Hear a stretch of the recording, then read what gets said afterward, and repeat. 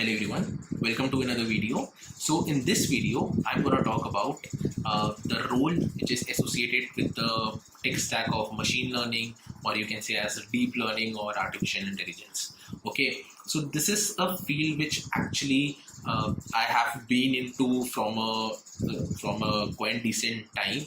I would say 60 to 70% of my projects and all of the research papers that I have written is focused purely on the machine learning and deep learning topics. Okay. Apart from that, my internships and my major minor project, everything was based on the machine learning, you can say, in general. In this video, I'm going to discuss what are the internship opportunities, job opportunities, okay, and related to this role in the tech stack of machine learning, deep learning, and AI, what sort of projects you can work upon, and what is the output of your internship or your project or something, right? So this is all about it. So here I just wanted to focus on a couple of more things also. That is machine learning and deep learning sufficient, or you need to do something else also? So this video is all about it. So here I would be sharing my experience out of this amazing journey of using artificial intelligence and machine learning and deep learning models a lot. So I'll be sharing my experience, okay? And let me tell you one thing.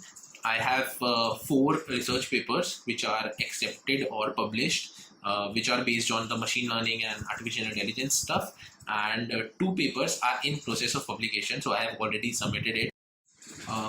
So I just wanted to share my experience for the internship first. Okay, so in terms of internship, if you ask me, in terms of machine learning and deep learning and all of this stuff, you can get internship in various startups and big MNCs like Amazon, Google. Like everyone is working on these machine learning and deep learning stuff.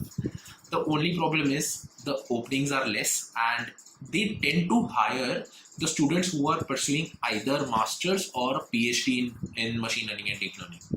So examples of the roles are like the IBM research lab and in the Microsoft research lab. So these research labs are there, and in the openings you can see that they have written the person pursuing PhD or with the master's degree, they are preferred.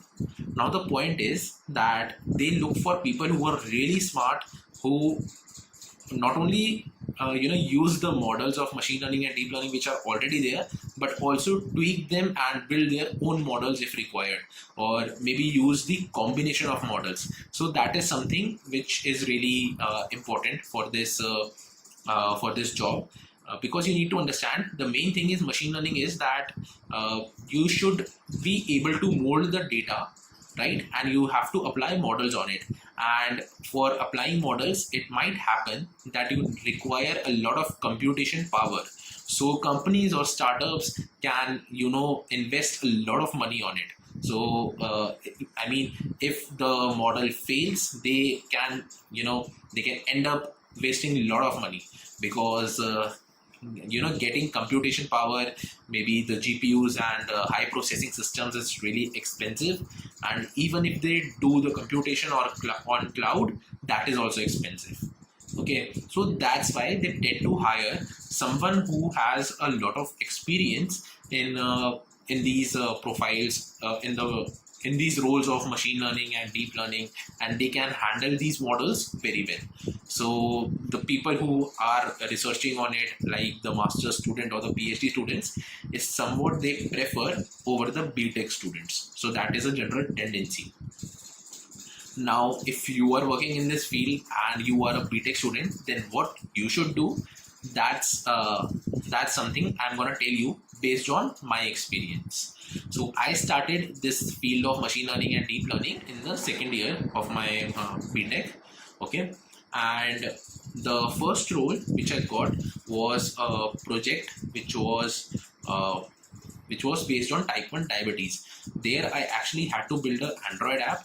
We then collected data from it, and on the basis of the data we had to do some analysis in Python, bring out some meaning out of data, and also use machine learning models. So I would just point out one thing here, that I got that role not because of my machine learning or deep learning skills, not only because of those skills, but also because I knew app development. First internship, okay, where I built this Android app and processed the data which was collected through it. And just a fun fact, the app is still live, and I have 500,000 hits on the app through the app, and it's a really exciting feeling. I recently checked the database and I was like myself shocked. So it kind of motivates you. So you get a feeling by seeing that, oh, like you made something which has 500,000 hits. So that's a big deal. So yeah, okay, apart from this, now coming to the second thing, my second internship. So by this first internship, which was on the type 1 diabetes, and I got a research publication. So at the end of this, not at the end, at the middle of this internship, we actually had a research publication. So that actually, helped me a lot to give me a more advantage in my profile if I apply to a next role. So when I was in the third year, so this was during the second to third year, when I was in the third year, in the summer vacation, I actually applied to the research labs in different universities around around India, and I was selected as a research intern in Triple IT. So I would say that this previous experience played a major role there. Okay, so when I went there, I worked upon some other machine learning stuff. I built a residual neural network. So you can search about it. What is residual neural network? So I actually worked upon it. I tried to see what are the layers present in it, and I tweaked it for my own task, and I implemented it and used it in a separate project. And from there also, I had a research publication. It's accepted in Springer journal, and I hope within few months it would be published. So it is accepted and it is already in the process of publication. You develop something and work on something interesting, something challenging problem, then you end up applying a patent for it, or publishing a research paper. So I would say that is something which is there in the machine learning, because it's a research field. We don't know a lot of things about these roles, the applications of these things, machine learning and all those stuff. It's still very recent thing, and a lot of things are still going on in this field.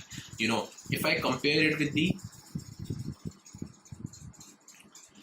so what makes this field interesting is that if you compare machine learning with the other fields like iOS development, Android development, or web development, the thing is that Android development, web development, and iOS development, these are really explored fields. I mean, people have already done great stuff, built great websites. So there is not much, scope of exploring new things. I would say in terms of machine learning and deep learning, if I compare it to machine learning and deep learning. Okay, and if you think about this market stuff, or what kind of job opportunities or these things are available in the development field, so I think you should, if you have interest in that field, if you are exploring and you have interest, then go for it. There are job opportunities, there are various roles that you can get, and if you are really interested in it and you are really doing good in that field, then no one can stop you in working, in getting a job related to that field. So that's the thing I believe. Okay. Now coming to the what kind of job opportunities are there. So I have explored the job opportunities in machine learning and this research field and all. So you can work at companies, in startups, and apart from all this, there are the research labs of IBM Research Lab and Microsoft Research Lab, where I would say in BTech graduates, I don't think a lot of openings are there. Apart from that, apart from IBM Research Lab, Microsoft Research Lab, and these big names, there is one more thing that I think people don't explore much. That is working in a university. Yes, you heard me right. Working in a university. So actually you can work as a research assistant. Actually you can work as a full-time employee, as a research assistant or something in a university also, like maybe in IIT Delhi, IIT Bombay, these IITs and triple IITs. So you can work in these universities like triple IITs or IITs or other NITs or other good universities. So they are actually looking for really good people who have knowledge of machine learning, deep learning, and professors actually work in this field a lot.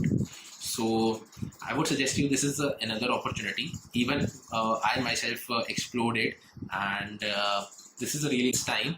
Like all the colleges or universities, like from really good ones like IITs to the tier 3 colleges also, a lot of students actually do their major and minor project in the field of machine learning and deep learning only.